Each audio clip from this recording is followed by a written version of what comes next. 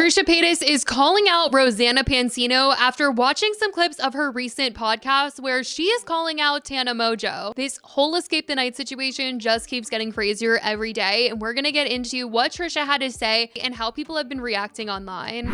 Yesterday, I posted a video talking about how Rosanna Pansino posted a podcast with her boyfriend Mike titled Exposing Tana Mongeau's Lies About Me and Escape the Night. In the video, she was reacting to what Tana has recently had to say about her experience filming Escape the Night, and essentially Rosanna wanted to address it because Tana had brought her up, and also she just wanted to defend the production because she was on set of Escape the Night filming with Tana and felt that some of the things that Tana was saying, she wasn't depicting the set in a very good light, and Rosanna wanted to talk about her experience on the same set. She did ultimately say, though, that when it came to Tana saying that she was harassed by one of the hired actors, she did believe her and what happened is not okay. But she did want to highlight in her podcast some of the things that Tana said that was not how they were in Rosanna's eyes, and that it wasn't this nightmare, scary, creepy set where she was put in dangerous situations. Now, in Rosanna's video, at one point, she reacts to Tana going on Just Trish.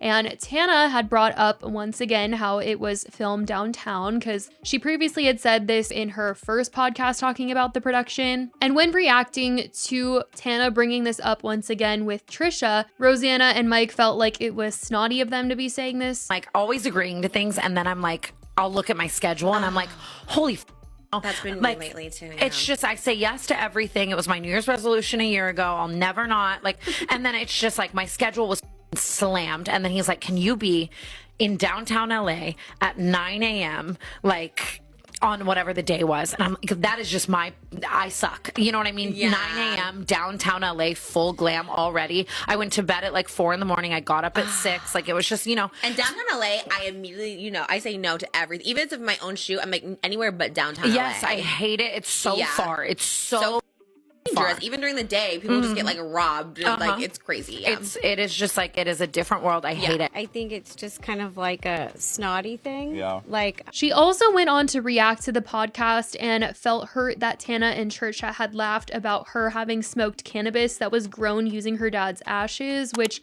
she did a whole podcast on, and she just felt like there was mean girl energy coming from them making fun of her or just like laughing about this. 9 a.m. downtown LA and I haven't slept for an hour, and she's telling me about how she just, and I podcast about this, and then all the comments are like, she's talking about never do that, she's lying, and I'm like, why?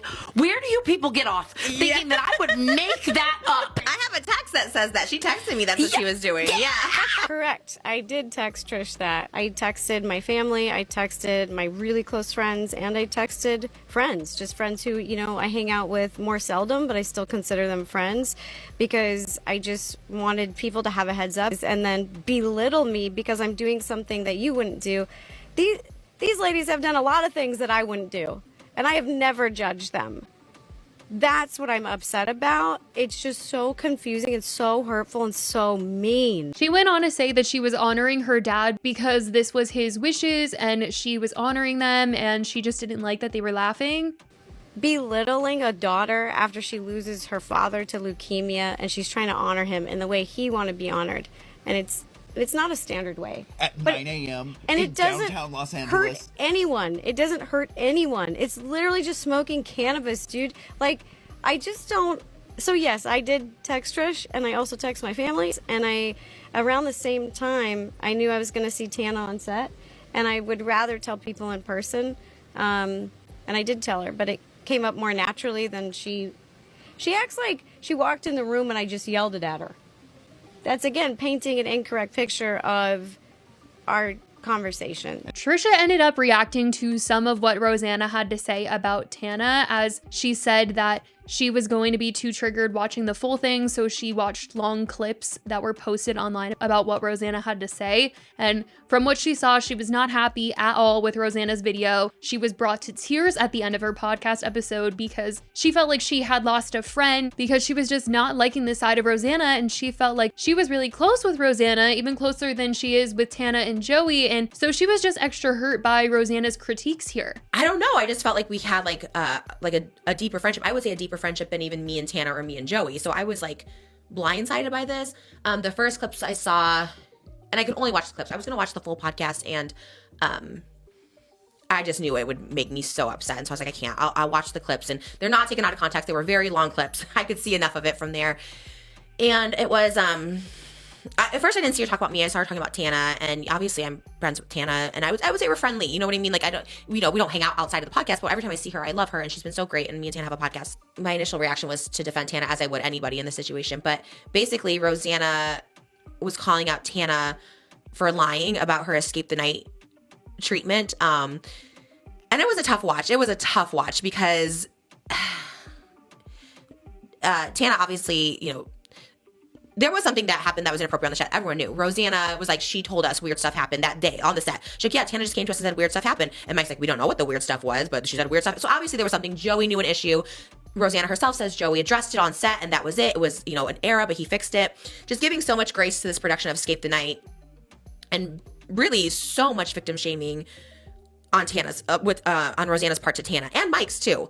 They admit that they weren't down there when anything was happening. They admit that she was alone with this guy down there, and yet they still were just saying how much she was a liar. They just kept calling her a Now, I will just say that Rosanna was saying Tana was a liar and an exaggerator, but that when it came to the story she told about being alone with that one actor and him having made a comment to her that she talked about on her podcast, this comment right here. The nearest people were like 25, 30 feet away, whatever, right? And this man looks at me, I swear to through the mask, I don't know what he looks like. And he looks at me and he says, this is my dream, having you chained up. No. This is my dream, having you chained up. Rosanna said she believed Tana in what she was saying here and that this was not okay. And she told Tana when she came to her on set and said something weird happened to tell Joey, and she said it was handled on set. So she didn't say Tana was lying about what happened here. She did say that she was lying and exaggerating about a lot of other things, but in this case, she did say she believed Tana. I think this is the worst of the situation where she says that He said something inappropriate to her. Yeah, inappropriate to her. We weren't there for that. No. I believe she probably was in that room with just that guy, so the only other person who would know is that guy. And obviously, if he's saying weird stuff, that's not okay. Yeah, of course that's not okay. That's what I told her on set. She told me that the actor, this is quote, said something weird to her. Yeah. And I told her that's not cool. And I supported her. And I told her that she should go tell Joey because he'll put a stop to it. I don't know when she told Joey, but all she told Joey, he didn't have a lot of information to go on here because all she told Joey is that the actor said something weird to her. And he said, well, I don't ever want you to feel uncomfortable like on set. So we'll just... I think she had a couple more scenes, but he cut them and filmed separately, and they were like going to fix it in post. And like, she didn't say what weird meant. There was no actual details. And so Joey just saw that she was uncomfortable and so separated them. And I asked her the question, was he in character, like method acting, or was he himself? She claims that he was being himself. She definitely doesn't look good in the way that she worded this part, though. How I feel about her claim today is a lot different than I felt in the moment on set when she told me. When she told me, I was completely supportive. I completely believed her. After seeing all this, I'm choosing to believe her because I am a girl's girl and I support other women. Like I said in my last video, Rosanna did get a lot of backlash on her video because people were like, okay, you're saying you believe her, but also saying, hey, she's also a liar and an exaggerator, and that isn't exactly backing her up as a victim or getting other people to stand behind her. The video Rosanna made was just a lot of things at once, and clearly Trisha was also taking issue with it as well as a lot of other people. She felt that Rosanna was commenting on something that she said she wasn't there for. They dissected her story as if that was in court evidence, like, oh no, it was, she said it was 50 feet, then she said 100 feet, so she's a liar. I'm like, that's not the point of her story. And if she wants to exaggerate, change it a little bit, maybe she doesn't remember at the moment, because also when trauma happens, you don't remember everything. And I couldn't tell you the difference between 50 feet or 100 feet. I don't know how far away you are from me now. But the thing is, so they dissected everything up to the moment that the thing happened, and then they said we weren't there. Yeah. We didn't see what happened. And then they dissected everything that happened after. I'm like, that is the main thing. Yeah. That is the story. She was alone with a man that made her uncomfortable, that verbally assaulted her, that verbally told her inappropriate things, and nobody else was in the room. So but they basically, they admitted that they weren't there, but so much of it was, oh, she was chained up. It's like, and the faces, the mocking, all of it made me so mad. I was so mad because Rosanna, to me, up to this point, has been nothing but like so sweet and kind and very like compassionate and empathetic, and just like giggling, making faces faces saying, no, that didn't happen. They're like, that didn't happen. That's just a lie. And I was like, but you guys also said you weren't there. Just to clarify, because there are so many things being said in this situation, Rosanna on her podcast said that when she was not in the room for what Tana was talking about, she was choosing to believe Tana and what she said happened between her and that actor. But overall, you can just see that Trisha's just not happy that Rosanna even chose to address Tana and the lies and exaggerations. If you exaggerate something, if you don't remember, I wouldn't even call it exaggerating. I do this all the time when you don't know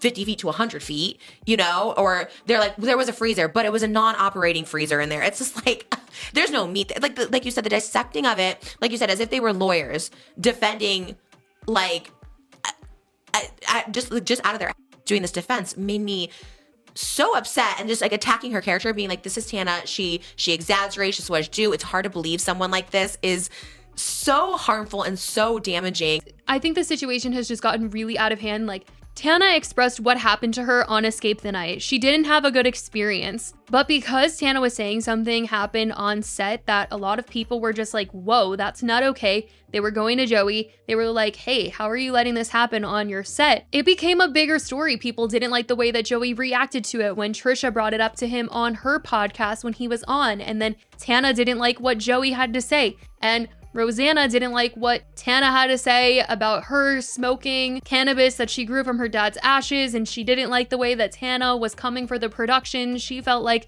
it was not a good representation of what happened on the set of Escape the Night. And Trisha did not like what Rosanna had to say when she came out and she was talking about how her experience differed from Tana, and she was clocking all of these things that Tana exaggerated and lied about. You guys, it has just turned into this whole big thing. I mean, Trisha was just feeling like Rosanna was inserting herself in something that she shouldn't have, and that asking Tana to show an x-ray of her broken finger was just too far. Like, who are you defending and why are you defending? It felt very like almost like possessed. Like, it felt very weird because I was like, is this for views? Is it for...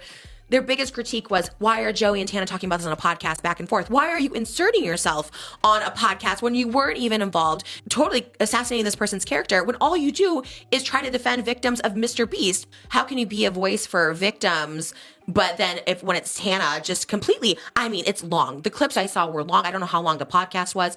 Just constant berating, mocking, laughing, saying something didn't happen when you're not there. Trisha then goes on to address how Rosanna mentioned her when Tana was on Just Trish and didn't want Rosanna to think that she was making fun of someone who had lost a parent. I think she went on a whole thing about smoking her dad, you know, like she planted her dad's ashes, and it's a beautiful thing. I was always supportive of it, but to turn it around and say that I was like making fun of someone who lost their dad to leukemia, that's the craziest thing I've ever heard, the most insulting thing I've ever heard, because in all my trolling years, all the crazy I've said and done, I've never once mocked or laughed at anyone losing their parent, especially Rosanna, who's like a friend of mine who I know well. Like, it was just such an outrageous title. And I was like, yeah, she even texted me that title, but to her, it just hurt me so bad. Then Trisha defended the comment about downtown LA and was upset that Rosanna made the comment about them being snotty for not liking downtown LA, when she says that the reason why she doesn't like downtown LA is for a very serious reason. The other thing, to make it seem like I'm above people because I said I was scared to go, or that I don't go to downtown LA. That's a hard rule that I've always had. And to Rosanna flip it, be like, oh, she's so above it to not go to LA. Like, I don't like that she won't drive to a certain location. Well, Rosanna, I had a really traumatic assault experience down in downtown LA. From the ages of 18 to 21, I've had 3 assault experience that's happened in downtown LA. The violent crime has risen down there. That's why it's me feeling unsafe. And you've felt unsafe in the Mr. Beast thing. Tana felt unsafe. Like, people feel unsafe, and it's okay. It has nothing to do. There was nothing I said about the people of downtown LA, the location of downtown LA. It's what I've experienced. It's the violent crime rising that's happened down there. And I just said that I just won't shoot down there. And that was part of Tana's story. But to use that as like a discredit against Tana for me being uncomfortable going downtown Los Angeles, that was not her story, and just trying to assassinate my character for literally no reason. Trisha and Moses were just wanting to know the purpose of making the video in Rosanna's eyes, and just couldn't understand why this happened, and was ultimately very hurt in all of this. I don't know. It really bothered me, and it really upset me, and I just I really don't know what to say. It sucks. And I don't want it back and forth. And I don't care if they make 5,000 videos of me or whatever. I don't want it. But it was something was said about me, and it wasn't right. And I want to clear the air. And I apologize. And Rosanna, like, truly, truly, I am so sorry if you think that that was ever a thing about me making fun of you for your dad dying. It's just so far from me, and I'm so sorry, and I don't even know why we were friends. If you think that is something that I could even, I don't know. I don't want to be in this drama, and I don't want people in my life that's drama. I don't want to create drama. I don't want fake drama, and it just like, it just really sucks. It really sucks. Especially Rosanna, because like, she seemed very genuine from the day the choline stuff happened, and she texted me. She seemed very genuine and coming to our house and talking, just sharing our lives with each other. I think if Rosanna had just talked about the parts where Tana was talking about her in the whole smoking situation and was upset about that and just addressed that part and was calling her out for that, that would be one thing. But then, to talk about what happened on set and how her experience was different from Tana's. So I feel like, a lot of people wouldn't have had a problem if she had just addressed the parts that concerned her. But because she decided to talk about the set and talk about how Tana exaggerated, it's turned into this whole big mess. And people aren't happy because they feel like she's trying to discredit Tana in the same videos that Tana is talking about this experience of SH that she had. And it's just not a good look seeing it all looped in together and her trying to paint Tana out to be this liar, but also trying to say that this happened to her. And oh man. And as we've seen, Trisha is not happy with what has been said. I do think that Trisha is really upset because she felt like Rosanna was trying to say that Tana was lying about the SH and she wasn't even there, but Rosanna was saying that she did believe what Tana was saying about the SH and she did admit that she wasn't there for it and she was choosing to believe Tana. But overall, Trisha's feelings were just hurt that Rosanna would even think that she would ever laugh or make fun of her having, completed her father's dying wish. She thought they were closer than that. And I think it all just could have been handled offline. I think everybody that was upset could have just texted each other and it could have been something that was handled offline, but it wasn't. Clearly it wasn't. And now it has just become this whole big mess. And I want to know what you guys think about all of this. Let me know your thoughts based on everyone's opinions that have been posted online because everyone is just talking about this right now. I think everyone thought that this situation was going to be done when Joey gave a statement to just Trish, but no, it is not the end. And I don't know if there's going to be another video by Rosanna, if she's going to respond to what Trisha's had to say. Trisha said she wants to be done talking about this, but that is what has been said so far. Let me know your thoughts. I love you guys so much, and I will talk to you in the next video. Bye, guys. Thank